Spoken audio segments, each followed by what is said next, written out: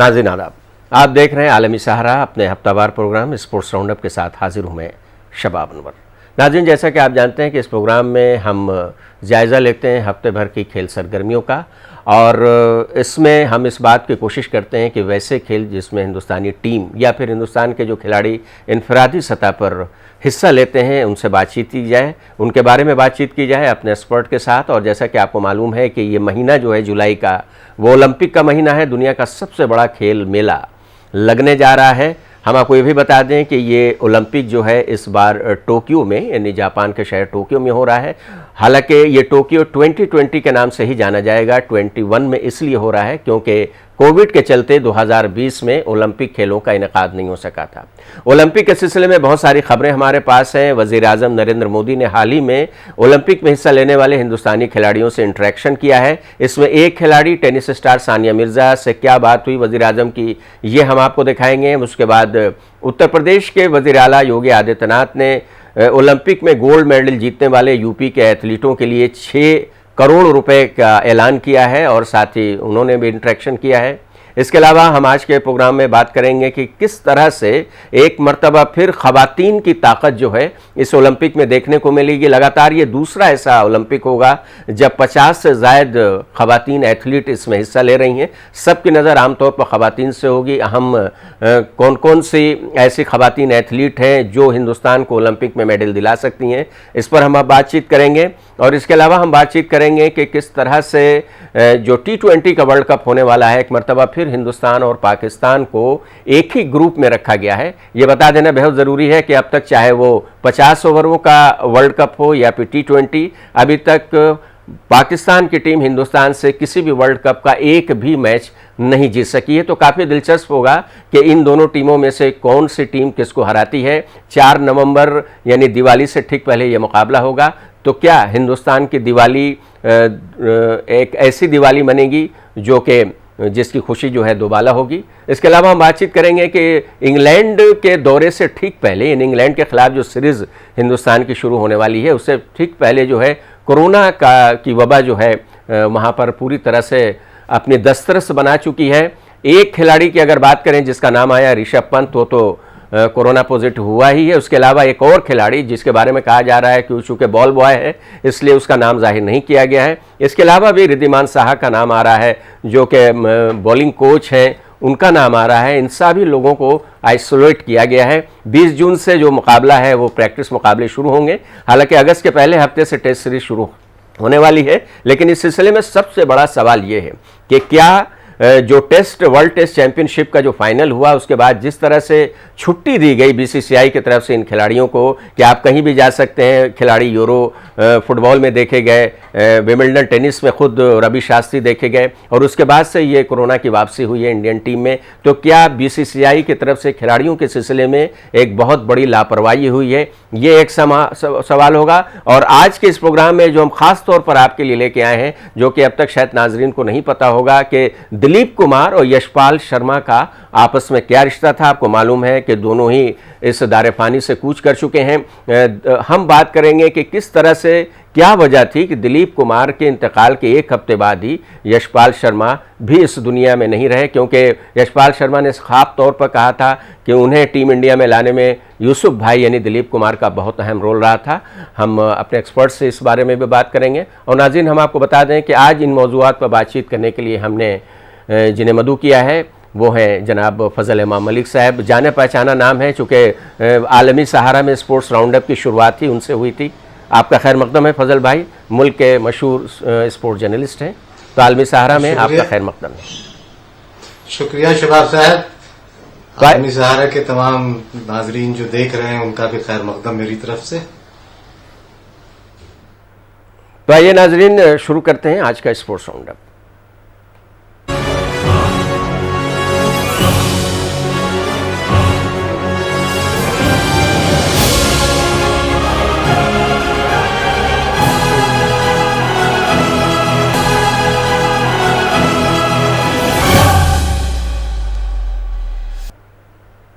तो नाज़रीन, अभी बात कर रहे थे कि ओलंपिक का ये मौसम है, इसी महीने से ओलंपिक शुरू हो रहा है जापान के शहर टोक्यो में। अगर हिंदुस्तान की बात करें तो ओलंपिक में हिंदुस्तानी ख़वातीन की जो बढ़ती ताकत है वो लगातार दूसरी बार हिंदुस्तानी टीम में अगर देखा जाए तो 50 से ज़ायद ख़वातीन, शुरुआती 17 ओलंपिक में कुल 44 ख़वातीन ने शिरकत की थी। हम आपको याद दिला दें, टोक्यो ओलंपिक में हिंदुस्तान से 69 मर्द और 55 ख़वातीन खिलाड़ियों का जो वक्त है वो हिस्सा ले रहा है। ये लगातार दूसरा ओलंपिक होगा, जैसा कि हमने बताया, कि जिसमें हिंदुस्तान की जानिब से 50 से ज़ायद ख़वातीन हिस्सा ले रही हैं। हम आपको याद दिला दें कि रियो ओलंपिक 2016 में मुल्क के 54 ख़वातीन एथलीटों ने हिस्सा लिया था। इन आदत शुमार से यह ज़ाहिर होता है कि खेलों में ख़वातीन की जो ताकत है वो लगातार बढ़ रही है। पिछले कुछ सालों में इस मामले में कितना बड़ा फ़र्क आया है, इसका अंदाज़ा इस बात से ही लगाया जा सकता है कि ख़वातीन ने ओलंपिक के अलावा भी जो दूसरे भी आलमी मुकाबले होते हैं उसमें काफ़ी शानदार मुजाहरा किया है। तो फजल साहब, पहला सवाल है कि जो हिंदुस्तानी खेल में जो ख़वातीन एथलीटों की जो ताकत लगातार बढ़ रही है वो काफ़ी इत्मीनान बख्श कही जा सकती है, क्योंकि ये लगातार दूसरा ओलंपिक है जिसमें 50 से ज़्यादा ख़वातीन एथलीट हिस्सा ले रही हैं। ये कितना खुशाइंद है हिंदुस्तानी खेल के लिए? हाँ जी, जाहिर है कि देखिए, जिस तरह से महिलाएं और ख़वातीन खेलों में बढ़ चढ़ कर हिस्सा ले रही हैं और आगे आ रही हैं, और सिर्फ आगे नहीं आ रही बल्कि परफॉर्म कर रही हैं। सबसे बड़ी चीज़ है कि परफॉर्म करना। तो परफॉर्मेंस जब वो मैदान पर, कोर्ट पर दे रही हैं, तो जाहिर है कि इससे जो आने वाली नस्ल है वो उससे उसको इंस्पायर होगी कि इन ख़वातीन खिलाड़ियों से, और एक जो नई नस्ल है वो बड़े पैमाने पर इनसे इंस्पायर होकर खेल की दुनिया में कदम रखेगी। तो जाहिर है कि एक खुशाइंद है हिंदुस्तानी खेलों के नजरिए से, जैसे पीवी सिंधु हैं, सानिया हैं, दीपिका हैं, और भी बहुत सारी खिलाड़ियां हैं, साक्षी मलिक खिलाड़िन है, सानिया मिर्जा, प्रभात जोशी जी ने खिलाड़िन कहा था, इस्तेमाल किया था, तो मैं आज खिलाड़िन लफ्ज का इस्तेमाल कर रहा हूं कि इन खिलाड़ियों ने हिंदुस्तान का सर ऊंचा किया है। ऐसा नहीं है कि सिर्फ इनकी हिस्सेदारी होती है, बल्कि ये परफॉर्मेंस करती हैं, इसलिए आज ये 60 से 70 ख़वातीन एथलीट्स जो हैं वो हिंदुस्तान की नुमाइंदगी कर रही हैं ओलंपिक में। बिल्कुल सही कहा आपने, सिर्फ हिस्सेदारी नहीं है बल्कि कारकर्दगी का बेहतरीन मुजाहरा किया। और जो नाम आपने लिया, जाहिर हम स्क्रीन पर पीवी सिंधु का भी दिखा रहे हैं, ज़बरदस्त बैडमिंटन के खेल में न सिर्फ ओलंपिक बल्कि देखा जाए तो और भी जो आलमी मुकाबले होते हैं उसमें उन्होंने शानदार मुजाहरा अब तक किया। हिंदुस्तान के लिए काफ़ी उम्मीदें पीवी सिंधु से हैं, साक्षी मलिक से काफ़ी उम्मीदें हैं। अगर देखा जाए तो मैरी कॉम बॉक्सिंग में काफ़ी ज़्यादा उनसे उम्मीद है। साइना नेहवाल एक बड़ा नाम जिसे कहा जाए, और जैसा कि हमने बताया कि जो कुछ नई खिलाड़ी भी सामने आई हैं उन्होंने भी बड़ी ज़बरदस्त दावेदारी पेश की है और ये दिखाया है कि वो किस तरह से ओलंपिक के लिए न सिर्फ ये कि क्वालिफाई करने का दम रखती हैं बल्कि वो हिंदुस्तान के लिए मेडल जीतने का भी पुख्ता इरादा रखती हैं। तो क्या उम्मीद की जाए इस बार, क्या मर्दों से आगे निकलेंगे? तो सोनम मलिक का नाम भी बहुत, जी बिल्कुल सही कह रहे हैं। तैयारी किस तरह की हुई है ये देखना अभी बाकी है शबाब, चूंकि दरअसल दिक्कत ये होती है कि हम ओलंपिक से पहले और बात तो बहुत करते हैं, लेकिन मुझे लगता है कि कुछ ख़वातीन जरूर बेहतर करेंगी, खास के बैडमिंटन में, रेसलिंग में, कुश्ती में। सोनम मलिक का नाम मैं लेना चाहूंगा। सोनम मलिक उभरती हुई पहलवान, उन्होंने भी क्वालिफाई किया है ओलंपिक के लिए। तो एक खुशाइन चीजें हैं कि कुछ नई एथलीट्स भी आ रही हैं जो इंटरनेशनल लेवल पे अच्छा परफॉर्म करके मुल्क का, हिंदुस्तान का नाम रोशन कर रहे हैं। तो मुझे लगता है कि परफॉर्म करेंगे। लेकिन जिस चीज का जिक्र आपने शुरू में किया कि वजीर आजम नरेंद्र मोदी ने, जी मैं उस पर आऊंगा, इसके बाद मैं आऊंगा। जी मुझे लगता है कि जी बिल्कुल फजल भाई, क्योंकि अगर आपकी हौसला अफजाई अगर होती है इस तरह से तो काफ़ी फ़र्क पड़ता है। और यही वजह है कि वज़ीर आज़म नरेंद्र मोदी ने ओलंपिक से ठीक पहले मुल्क के तमाम खिलाड़ियों से डिजिटल खिताब किया है और वो खिलाड़ियों से उन्होंने कहा है कि एक दिन वो दूर नहीं है जब जीतना न्यू इंडिया की आदत बन जाएगी। न्यू इंडिया का मतलब इस्तेमाल उन्होंने इसलिए किया है क्योंकि यंग टीम जा रही है और काफ़ी कुछ उम्मीदें हैं। टोक्यो में शामिल होने जा रहे जो हिंदुस्तानी वक्त हैं उनसे उन्होंने इंटरेक्शन किया, खिलाड़ियों से बात की और कहा कि मेरी बहुत सारी नेक ख्वाहिशात आपके साथ हैं। इनमें जैसा कि हम जानते हैं मैरी कॉम, सानिया मिर्ज़ा, दीपिका कुमारी और नीरज चोपड़ा जैसे नाम रहे।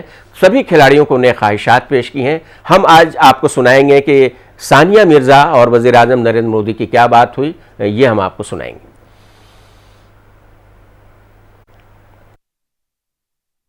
सानिया जी, आपने कई ग्रैंड स्लैम्स जीते हैं, बड़े बड़े खिलाड़ियों के साथ आपने खेला है। आपको क्या लगता है कि टेनिस का चैंपियन बनने के लिए क्या खूबियां होनी चाहिए? क्योंकि आजकल मैंने देखा है कि टियर 2, टियर 3 सिटी में भी आप लोग उनके हीरो हैं और वो टेनिस सीखना चाहते हैं। जी सर, आई थिंक टेनिस एक ऐसा ग्लोबल स्पोर्ट है जिसमें जब मैंने स्टार्ट किया था 25 साल पहले, तो जाहिर बात है ज्यादा लोग टेनिस खेलते नहीं थे। लेकिन आज जैसे आप कह रहे हैं, बहुत सारे ऐसे बच्चे हैं जो टेनिस रैकेट उठाना चाहते हैं और जो प्रोफेशनल बनना चाहते हैं और जो बिलीव करते हैं कि वो टेनिस में एक बड़े खिलाड़ी बन सकते हैं। उसके लिए आपको जाहिर बात है मेहनत की जरूरत होती है, सपोर्ट, लगन और बहुत बहुत सारी आई थिंक डेस्टिनी भी एक रोल प्ले करती है इसमें। लेकिन मेहनत के और टैलेंट के बगैर कोई भी चीज में कुछ नहीं होता, चाहे वो टेनिस हो या कोई भी स्पोर्ट हो। और अब फैसिलिटीज भी बहुत अच्छे हो गए हैं 25 साल पहले से अब तक। तो अभी तो बहुत सारे अच्छे स्टेडियम्स बन गए हैं, हार्ड कोर्ट्स हैं। तो मैं उम्मीद यही है कि और सारे बहुत सारे टेनिस प्लेयर निकले इंडिया से इंशाल्लाह। ओलंपिक में आपके साथी अंकिता रैनी के साथ आपकी पार्टनरशिप कैसी चल रही है? आप दोनों की तैयारी कैसी है? अंकिता एक यंग खिलाड़ी है, बहुत अच्छा खेल रही है हाल में और I am very excited to play with her. हम लास्ट ईयर खेले थे फरवरी में, जो फेड कप के मैचेस थे और उसमें हमने काफी अच्छा प्रदर्शन किया था। लेकिन we are looking forward to going to Olympics. जैसे मेरा चौथा ओलंपिक्स है, उसका पहला ओलंपिक्स है, तो थोड़ा सा अभी मेरे उम्र के साथ यंग पैरों की जरूरत है, तो आई थिंक वो प्रोवाइड कर सकती है। सानिया, आपने पहले भी स्पोर्ट्स के लिए सरकारी विभागों में कि उसके कामकाज को भली भांति देखा है। पिछले 5-6 साल में आपको क्या बदलाव महसूस हुआ है?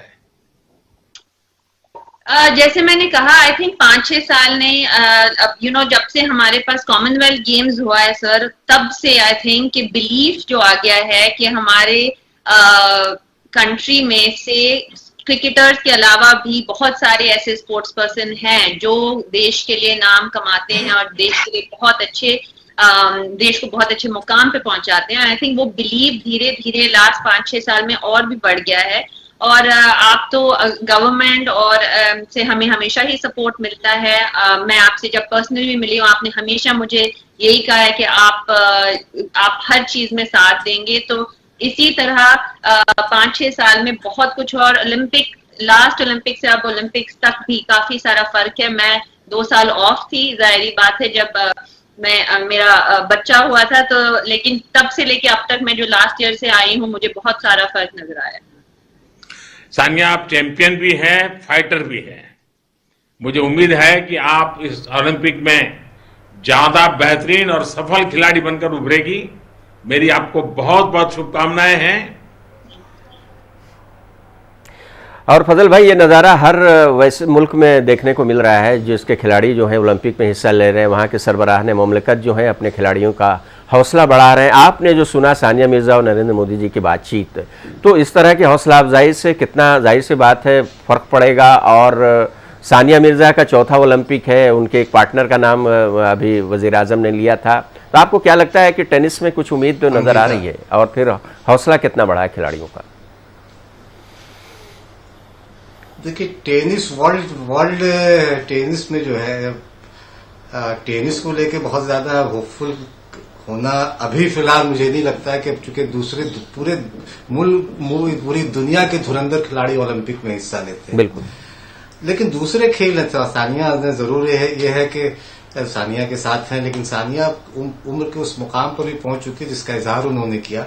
मुझे लगता है 2-3 चीजें ये है कि थोड़ा प्रधानमंत्री जी को एक इंटरेक्शन जनवरी में करना चाहिए था इन तमाम खिलाड़ियों से जो कंटीजेंट जा रहा था, या ओलंपिक एसोसिएशन के क्या क्या कठिनाइयां हैं खिलाड़ियों से, और इसके बाद अब करते तो मुझे लगता है कि और ज्यादा मोरल बूस्टिंग खिलाड़ियों को। तो दूसरी चीज, एक चीज और बता रहे हैं शिवा कि ओलंपिक डे के मौके पर एक इसको सेंड ऑफ सेरेमनी भी कह सकते हैं, जिस दिन थीम लॉन्च, गाने का लॉन्च हुआ मोहित चौहान की आवाज में। किरण रिजिजू तब हमारे स्पोर्ट्स मिनिस्टर थे, उन्होंने जो बातें कही वो बहुत अटपटी बात थी। उन्होंने कहा कि सबसे बड़ी चीज होती है कि ओलंपिक में हिस्सा लेना ही अपने आप में बड़ी बात होती है, और 1-2 बार नहीं, कम से कम 3-4 बार उन्होंने ये बातें दोहराई कि ओलंपिक में हिस्सा लेना बड़ी बात है, मेडल जीतना तो बाद की बात है। तो मुझे लगता है एक तो ये इस तरह का स्टेटमेंट किसी देश के खिलाफ स्पोर्ट्स मिनिस्टर की तरफ से मुझे पसंद नहीं आया। दूसरी चीज कि अभी उन्हें बदल देना और उनकी जगह अनुराग ठाकुर को लाना, मुझे लगता है कि ये भी थोड़ा, अगर ओलंपिक सेंड ऑफ के बाद अगर टीम जाने के बाद होता तो मुझे लगता है कि ये ज्यादा बेहतर कदम होता है, क्योंकि उससे क्या होता है कि खेल मंत्रालय और खेल मंत्री जब बदलता है तो बहुत सारी चीजें इधर उधर होती हैं। तो एक तो ये चीज है, लेकिन यह है कि सानिया क्या करेंगे ये नहीं कह सकते हैं, लेकिन शूटिंग्स में है, कुश्ती में, बैडमिंटन, तीरंदाजी, जिसमें हम अच्छा कर सकते हैं। और सबसे बड़ी चीज है कि मुझे इस बार जो लग रहा है, मेरी पता नहीं इंट्यूशन ये है कि हम हॉकी में कुछ अच्छा कर सकते हैं। जी, हॉकी में दोनों टीमें हैं, मेंस विमेंस दोनों टीमें क्वालिफाई की हैं जी। लेकिन पूरी हम मेंस हॉकी की बात करें, इस बार पुरुषों की टीम चूंकि 1928 से 1956 तक लगातार चैंपियन रहे, और उसके बाद फिर एक लंबा वक्फा भी है, बहुत दिनों से कोई मेडल हॉकी में नहीं आया। तो आप जो अगर रियो ओलंपिक के बाद अगर आप हिंदुस्तानी टीम का परफॉर्मेंस देखें, आंकड़ा में देना चाहता हूं, ये टीम ने अब तक 126 मैच खेले हैं रियो ओलंपिक के बाद से, और उसमें 76 मैच जीते हैं, 21 ड्रॉ हुए हैं और 29 मैच हिंदुस्तान ने गंवाया है।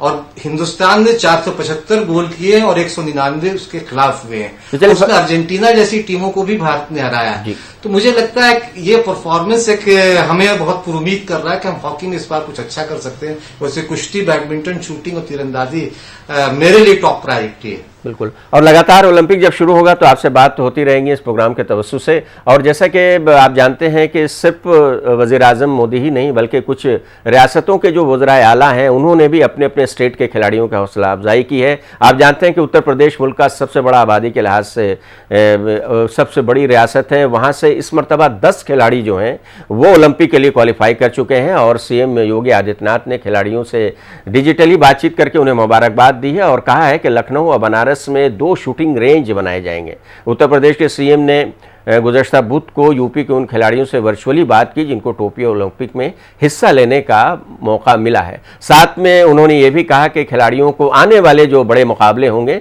उसके लिए बुनियादी ढांचे फराहम कराए जाएंगे। और साथ साथ उन्होंने ये भी ऐलान किया सरकार की तरफ से कि जो भी यूपी का उत्तर प्रदेश का खिलाड़ी ओलंपिक में, टोक्यो ओलंपिक में गोल्ड मेडल जीतेगा उसको सरकार की तरफ से 6 करोड़ रुपए का इनाम दिया जाएगा। तो जाहिर सी बात है इस तरह की हौसला अफजाई लगातार होती रहती है। बड़े अच्छे नाम सब हैं फजल भाई, अगर देखा जाए तो उत्तर प्रदेश से एक स्टेट से 10 खिलाड़ियों का अगर क्वालिफाई करते हैं तो ये बहुत बड़ी बात है और उनसे उम्मीद भी की जानी चाहिए, क्योंकि काफ़ी मेहनत के साथ इन खिलाड़ियों ने ओलंपिक जो सबसे बड़ा दुनिया का खेल मेला होता है उसके लिए क्वालिफाई किया। हालांकि आपकी बात बिल्कुल सही है कि सिर्फ ओलंपिक के लिए क्वालिफाई करना बहुत बड़ी बात नहीं है, ठीक है मेहनत से क्वालिफाई करते हैं, लेकिन परफॉर्मेंस प्रायोरिटी होनी चाहिए।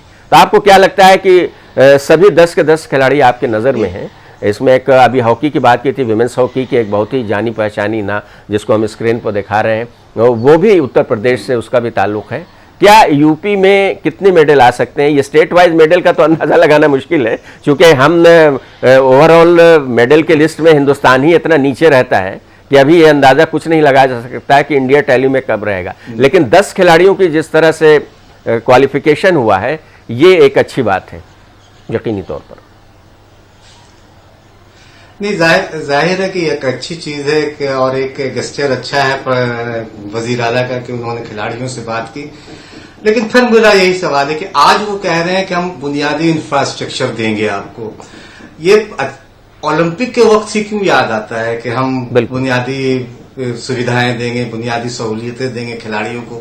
इस तरह की चीजों को आप 5 साल होने जा रहा है योगी आदित्यनाथ जी को भी, उनको तो एक बार खेल, चूंकि देखिए दिक्कत ये है सबसे बड़ी खेलों की जो त्रासदी ये है, ट्रेजेडी ये है कि खेल को लेकर बहुत ज्यादा खेल ही करते रहते हैं। खेल मंत्री कब तेल मंत्री बन जाए और तेल मंत्री कब खेल मंत्री बन जाए कहा नहीं जा सकता, इसलिए सारी गड़बड़ होती है। चेतन चौहान थे, वो बहुत अच्छे, अब नहीं रहे, लेकिन उनसे लेके किसी ऐसे आदमी को दे दिया गया खेल मंत्रालय जो खेल नौसिखिया। चलिए, तो सियासत की बातें हो गई फजल भाई। जी जी बिल्कुल, लेकिन हम उम्मीद ये करेंगे कि इस जो 10 खिलाड़ी उत्तर प्रदेश से ओलंपिक में जा रहे हैं वो यकीनी तौर पर अच्छा मुजाहरा करेंगे और जो हौसला अफजाई उनकी हुई है उसका हौसला बढ़ेगा। स्पोर्ट्स राउंडअप का सिलसिला जारी रहेगा। एक छोटा से ब्रेक लेते हैं, ब्रेक के बाद लौटेंगे तो क्रिकेट से मुतालिक बातें करेंगे। फजल इमाम मलिक हमारे साथ जुड़े रहेंगे।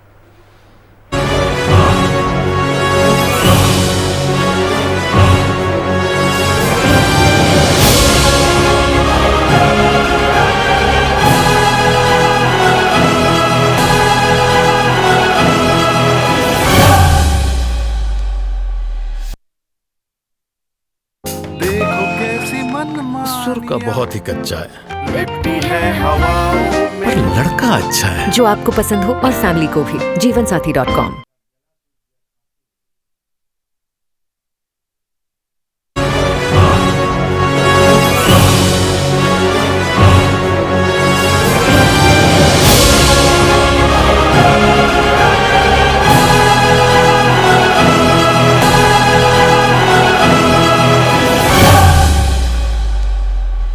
वक्त के बाद एक बार फिर आपका खैर मकदम है। आप देख रहे हैं स्पोर्ट्स राउंडअप। हमारे साथ लाइव हैं मुल्क के मशहूर स्पोर्ट जर्नलिस्ट फजल इमाम मलिक और बात करेंगे T20 वर्ल्ड कप की। इस दिवाली पर हिंदुस्तान और पाकिस्तान मैच का धमाका होने वाला है। दोनों टीमें T20 में 9वीं बार आमने सामने होंगी और अब तक हुए 8 मुकाबलों में से टीम इंडिया ने 7 T20 मैच जीते हैं। हिंदुस्तान और पाकिस्तान को UAE में होने वाले T20 वर्ल्ड कप के एक ही ग्रुप में रखा गया है। पाकिस्तान, न्यूजीलैंड और अफगानिस्तान जो और दूसरी टीमें हैं, दोनों टीमें 5 साल बाद आमने सामने होंगी, यानी हिंदुस्तान और पाकिस्तान की टीमें। दोनों टीमों के बीच आखिरी T20 मुकाबला 19 मार्च 2016 को हुआ था। तब ICC T20 वर्ल्ड कप के इस मैच में हिंदुस्तान ने पाकिस्तान को 6 विकेट से हराया था। हिंदुस्तान और पाकिस्तान की टीम T20 वर्ल्ड कप में 5 बार आमने सामने आ चुकी है और जैसा कि हमने शुरू में बताया और आप सब जानते हैं कि अभी तक चाहे वो 50 ओवरों का वर्ल्ड कप हो या फिर 20 ओवरों का, पाकिस्तान की टीम वर्ल्ड कप में अभी तक हिंदुस्तान को हरा नहीं सकी है। फजल साहब, एक मरतबा फिर अगले T20 वर्ल्ड कप में एक ही ग्रुप में दोनों टीमें हैं। न्यूजीलैंड बहुत ही जुझारू टीम है, अभी टेस्ट मैच में किस तरह से हिंदुस्तान को हराया। आपको क्या लगता है, 2 टीमें और आने वाली हैं, आपको क्या लगता है कि कितना दिलचस्प ग्रुप है ये अगर एशियाई बर्रे सगीर के हिसाब से देखा जाए? चूंकि देखिए जहां हिंदुस्तान और पाकिस्तान की टीमें होंगी वहां तो दिलचस्प ग्रुप होगा ही जी। क्योंकि ठीक उसी तरह जिस तरह से ऑस्ट्रेलिया, इंग्लैंड या ऑस्ट्रेलिया, न्यूजीलैंड की टीमें होती हैं जहां, तो दिलचस्प हो जाता है। तो जाहिर है कि दिलचस्प होगा मुकाबला और इसका इंतजार शायद हिंदुस्तान के शायकीन को भी होगा, पाकिस्तान के शायकीन को भी होगा, क्योंकि एक लंबे अरसे के बाद हिंदुस्तान और पाकिस्तान की टीमें आमने सामने होंगी। जीत हार ठीक है कि रिकॉर्ड बहुत अच्छा नहीं है पाकिस्तान का, लेकिन टीमों का खेल उस दिन किस तरह से परफॉर्म करती है इस पे बहुत कुछ मुनहसिर करता है। दूसरी चीज ये है कि अगर रिकॉर्ड की बात करें तो हमारे कप्तान विराट कोहली का रिकॉर्ड भी आईसीसी के जितने भी टूर्नामेंट हुए उनके फाइनल उनका रिकॉर्ड भी बहुत अच्छा नहीं रहा है। वो कोई भी टूर्नामेंट अभी तक नहीं जीत, फाइनल तक जरूर पहुंचे। तो मुझे लगता है कि विराट कोहली को भी इस बार परफॉर्म करना होगा, उन पर भी दबाव होगा। लेकिन यह है कि हिंदुस्तान और पाकिस्तान का मैच बहुत रोमांचक होगा, थ्रिल होगा। ये तो इत्तेफाक ये है कि कोरोना की वजह से ये मैच जी शिफ्ट हो गया, नहीं तो वो मैच सारे मैच इस पर और बातचीत हम लोग करेंगे जैसे जैसे वर्ल्ड कप करीब आता जाएगा। अब एक तशवीश वाली खबर है, इंग्लैंड के खिलाफ जो टेस्ट सीरीज शुरू होने वाली है उसमें हिंदुस्तानी क्रिकेट टीम परेशानी में मुब्तला हो गई है। परेशानी बढ़ाने वाली खबर यह है कि टीम इंडिया के 2 खिलाड़ी कोरोना पॉजिटिव पाए गए हैं। उनमें से एक हालांकि रिकवर हो गए, जबकि दूसरे खिलाड़ी का नाम का भी टेस्ट होगा। वो चूँकि नेट बॉलर है इसलिए उसका नाम जाहिर नहीं किया गया है। और ये तब हुआ जब वर्ल्ड टेस्ट चैंपियनशिप के बाद से टीम इंडिया ब्रेक पर चल रही है। अगस्त के पहले हफ्ते में इंग्लैंड के खिलाफ टेस्ट सीरीज शुरू होने वाली है और बीसीसीआई पर लगातार ये इल्ज़ाम लगाया जा रहा है। हम इसके बाद बात करेंगे अगली खबर में कि किस तरह से लापरवाही की गई है। यानी इंग्लैंड में हिंदुस्तानी क्रिकेटर्स की मौज मस्ती भारी पड़ी है और अपने अहले कुनबे के साथ बगैर मास्क के घूमने वाले रोहित, रहाणे, पंत फुटबॉल मैच देखने पहुंचे तो अश्विन ने विंबलडन का मजा लिया। वहां पर टीम के चीफ कोच भी मौजूद थे। विकेटकीपर बल्लेबाज ऋषभ पंत समेत 2 खिलाड़ियों का टेस्ट पॉजिटिव पाया गया था। अब टीम इंडिया का एक सपोर्टिंग स्टाफ भी पॉजिटिव मिला है। थ्रो डाउन एक्सपर्ट दयानंद गिरानी की बुध को टेस्ट रिपोर्ट भी पॉजिटिव आई और उनसे ये सवाल ये पैदा होता है कि बहुत सारे खिलाड़ी कांटेक्ट में थे। और ये 2 चेहरे जो आप देख रहे हैं, जय शाह और सौरभ गांगुली, इन पर यह इल्ज़ाम लग रहा है कि इन्होंने खिलाड़ियों को बहुत ज़्यादा ढील दे दी, छूट दे दी। लीव पर होने का मतलब ये नहीं था कि इसकी खिलाफ वर्जी की जाए जो प्रोटोकॉल होता है। जबकि सौरभ गांगुली ने अपने खिलाड़ियों का दिफा किया है। उनका ये कहना है कि खास करके ऋषभ पंत के बारे में उन्होंने कहा है कि हर वक्त कोई भी बंदा मास्क नहीं लगा सकता। आपको क्या लगता है कि क्या लापरवाही हुई है फजल भाई? देखिए, बीसीसीआई ने आईपीएल में भी लापरवाही की थी जी। जो भी आखिर आईपीएल को रद्द क्यों करना पड़ा और अभी फिर लापरवाही की बीसीसीआई के लिए। देखिए, लोगों की जाने या खिलाड़ियों का बीमार होने से ज्यादा मतलब पैसा ज्यादा हो गया है। अब आईपीएल फिर से दोबारा रिज्यूम होगा। सौरभ गांगुली का बयान अगर देखिए, वो अध्यक्ष हैं, बीसीसीआई के सदर हैं, उन्होंने कहा था कि अगर आईपीएल रद्द हो जाता है पूरी तरह से तो 2600 करोड़ रुपए का नुकसान होगा। ये इनह्यूमन बयान है, क्योंकि जिस वक्त आईपीएल यहां हो रहा था शबाब साहब, कोई भी यानी जो आदमी थोड़ा सा भी अंदर से संवेदनशील होगा, बहुत जज्बाती होगा, वो इंसानी मौतों पर आईपीएल क्रिकेट नहीं खेल सकता है। लेकिन आईपीएल होता रहा, लापरवाही हुई। जब क्रिकेटर शिकार हुए कोरोना के, तब जाके बीसीसीआई को आखिर में इसे रद्द करना पड़ा, नहीं तो रद्द करने का कोई इरादा नहीं था। और अब जब इंग्लैंड में उन्होंने सारी छूट दे दी और ये तर्क दे रहे हैं कि हर वक्त कोई मास्क नहीं पहन सकता, ये तो मतलब इसको तो कहीं गले से उतरता नहीं है कि एक जिम्मेदार ओहदेदार बीसीसीआई का अगर ये बात कह रहा है तो मुझे लगता है कि उन्हें भी अपनी जिम्मेदारी का एहसास नहीं है। उस खिलाड़ियों की जान की भी परवाह नहीं कर रहे हैं। उनके लिए पैसा और दूसरी चीजें ज्यादा मतलब रखती है। बिल्कुल सही कहा आपने, लापरवाही हुई है और किसी न किसी तरीके जो तस्वीरें वहाँ से आई हैं, जिस तरह की तफरीह इन्होंने की है, बगैर मास्क के सब जगह गए हैं, उससे ये पता चलता है। और यही वजह है कि फिर से टीम इंडिया के अंदर दाखिल हो गया है कोविड-19। और अब बात एक ऐसी खबर की करते हैं जिसे सुनकर आपको थोड़ी सी हैरत भी होगी। 2 मौतें ऐसी हुई हैं, एक फिल्मी दुनिया से और एक क्रिकेट की दुनिया से। पहले दिलीप कुमार और उसके बाद यशपाल शर्मा। दोनों में बहुत ही ज़्यादा जज्बाती ताल्लुक थे। यशपाल शर्मा को क्रिकेटर बनाने में दिलीप कुमार का ही खास रोल था, ये बात अक्सर वो कहते रहते थे। ट्रेजडी किंग ने बीसीसीआई से सिफारिश भी की थी, यशपाल शर्मा लगातार कहते रहते थे। यशपाल शर्मा का इंतकाल सिर्फ 1 हफ्ते बाद हुआ है दिलीप साहब के इंतकाल के बाद, और उन्होंने हिंदुस्तान को 1983 में आलमी कप जिताने में यशपाल शर्मा ने अहम रोल अदा किया था। यशपाल शर्मा को क्रिकेटर बनाने में दिलीप कुमार का खास रोल रहा है। ये अपने इंतकाल से पहले यशपाल शर्मा कई बार कह चुके हैं। वो उन्हें दिलीप कुमार नहीं कहते थे, यूसुफ भाई कहते थे, और कहते थे कि यूसुफ भाई ने बहुत बड़ा रोल प्ले किया है। तो क्या ऐसा माना जाए, फजल इमाम मलिक साहब, आपकी तो पूरी नज़र है इस खबर पर, कि क्या दिलीप कुमार की मौत के सदमे में यशपाल शर्मा भी चले गए, क्योंकि बहुत ज़्यादा क्लोज थे काफ़ी अरसे से दोनों। क्योंकि यशपाल शर्मा के बारे में मैं भी जानता हूं कि सुपर फिट आदमी थे, उन्हें किसी तरह की कोई शिकायत नहीं थी। आप भी जानते हैं, हम लोग कई बार मिले आपस में, देखा कि कोई बुरी आदत नहीं थी, ना सिगरेट, ना तंबाकू, ना गुटखा, और न चाय भी नहीं पीते थे। वो पानी भी गर्म करके पीते थे। और वो कहते थे कि मेरी ज़िंदगी 1983 का जो ब्लेज़र है, आप भी देखा होगा, और वो जो स्टंप जो उन्होंने उखाड़ा था वर्ल्ड कप जीतने के बाद टीम इंडिया को, एक स्टंप उनके भी हाथ में था, वो सब जगह लेके जाते थे और कहते थे कि मैं जब तक जिंदा रहूंगा ये मेरे साथ रहेगा। अचानक वो भी चले गए। तो ये दिलीप कुमार और यशपाल शर्मा की मौत जो एक हफ्ते के अंदर हुई, इसके बारे में हम आपका तबसरा जानना चाहेंगे। बहुत बहुत जज्बाती लगाव था शबाब यशपाल शर्मा का दिलीप कुमार से। जी। बार बार, एक आध बार नहीं, खुलेआम वो कहते थे कि मेरा इंटरनेशनल कैरियर अगर किसी ने बनाया है तो दिलीप कुमार से। हम आपके लिए वो दिलीप कुमार होंगे, मेरे लिए यूसुफ भाई ताउम्र रहेंगे और मैं ताउम्र उनको अपना सबसे बड़ा आदर्श मानता रहूंगा। मुझे लगता है कि एक शौक उनको हुआ दिलीप कुमार के जाने से। उन्होंने बताया कि एक बार मैच चल रहा था मुंबई में, शायद पंजाब और मुंबई के खिलाफ था, तो ये दूसरी इनिंग में सेंचुरी बनाने के करीब थे यशपाल भी। तो फिर किसी ने जब लंच वगैरह हुआ तो उन्होंने कहा कि यूसुफ खान साहब मिलना चाहते, तो ये समझ नहीं पाए कौन यूसुफ खान। फिर आके मिले और कहा कि बच्चा तुम बहुत अच्छा खेल रहा है, इसी तरह से बल्लेबाजी करते रहो, बहुत आगे जाओगे तुम। उसके बाद आई गई बात हो गई। उसके बाद दिलीप कुमार साहब वहां से बीसीसीआई ऑफिस जाते हैं मुंबई में। राज सिंह डूंगरपुर थे तब, वहां के सब कुछ थे, बड़े ओहदेदार थे, सदर थे वहां के, और उनसे सिफारिश की कि पंजाब के इस लड़के की बल्लेबाजी देखिए, इसको हिंदुस्तान की टीम में होना चाहिए।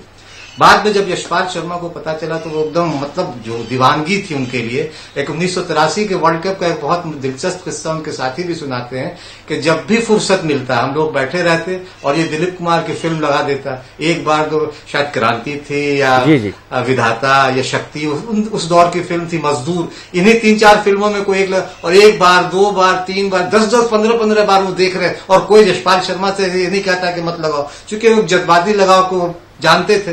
कई बार होता था कि मजाक में उनको भेज के उनका वो उस वक्त वीडियो वो होता था, ऑडियो कैसेट तो नहीं होता था, वो वीडियो वाला होता था, टेप वाला, वो छुपा देते थे दिलीप को। लेकिन दिलीप कुमार की 1983 में 10-10, 20-20, 25-30 बार एक ही फिल्म को देखते रहते थे।